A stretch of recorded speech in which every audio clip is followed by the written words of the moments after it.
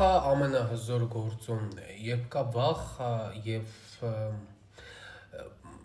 եթե առավել եւս այդ վախը չգիտակցված է, չհիմնավորված է, պայքարը նրա դեմ ինքնուրույն ուժերով երբեմն կարող է լինել ոչ թե դժվար, այլ անհնար, այսպես կարելի ասել։ Եվ այսպես են ձևավորվում օրինակ վագինիզմները կանանց մոտ, երբ ի սկզբանե թեկուզ որ նմանատիպ իրավիճակի կպնելուց են վախենում, չգիտեմ, ձեռքը բռնելուց, դիպչելուց եւ այլն բան, սրանք բոլորը ուրեմն նախատրամադրող գործ ունեն, որ հետագայում մենք կարող ենք խնդիր ունենալ։ Շատ հաճախ դժվար է լինում հասկանալ պատճառը։ Պատճառների հիմքում շատ բաներ կարող են ընկած լինել՝ մանկական տրավմաները, մանկական վախերը, ֆոբիաները, սեռական բռնությունները կամ որպես այդպիսին բռնության փորձը, շատ հաճախ նույնիսկ բռնություն չի եղել, ուղղակի փորձ եղել, բայց դա արդեն բացասական անդրադարձ ունենում անձի վրա եւ հետագայում տվյալ աղջիկը շփվելով մեկ ուրիշ տղայի հետ, օրինակի համար, քաջ գիտակցելով, որ տվյալ մարդը չի պատրաստվում իրեն վնասի, ամեն դեպքում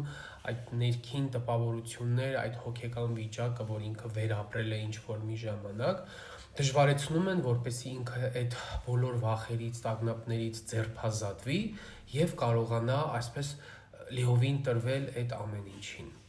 Սա պահանջում է բժշկական, առաջի հերթին հələ կարելի է գոնե կոնսուլտացիա անել, անհրաժեշտություն, եթե առաջանա ինչ-որ բուժումների մասին մտածել, այո, ինչ չէ, նաև բուժումներ, որովհետև այստեղ շատ ճիշտ կաշխատի փսիխոթերապիան, որը կօգնի հասկանալ տվյալ իրավիճակի հավանական պատճառը։ Կրկնում եմ, ոչ բոլոր դեպքերում է, որ մարդը հստակ կարող է նկարագրել, թե կոնկրետ ինչից, որ կետից, որ պահից սկսած եւ ինչի համար է ինքը վախենում, բայց փաստ, որ իր մեջ կա վախ, դա միանշանակ է եւ այդ վախը կոնկրետացված է սեռականության շուրջ, այսինքն այլ հանգամանքներում ինքը կարող է բարձրությունից թռնի չվախենա, չգիտեմ, կարող է խորը ջրերում լողանա, վախենա, բայց կոնկրետ հարաբերությունների պարագայում մենք ունենում ենք խնդիր։